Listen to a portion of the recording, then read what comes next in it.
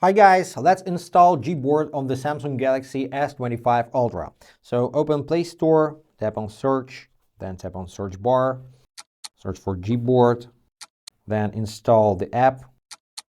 Pretty fast.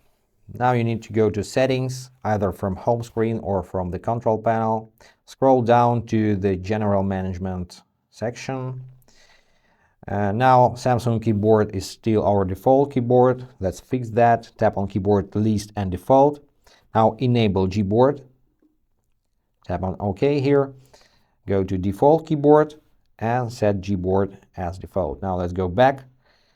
Now you can go to GBoard settings, manage preferences, change theme, and so on. Keep in mind that if you use GBoard, you lose access to the Samsung AI keyboard features. And that's pretty it, guys. I hope this was helpful. Subscribe to the channel, hit the like button, and be awesome. Bye, guys.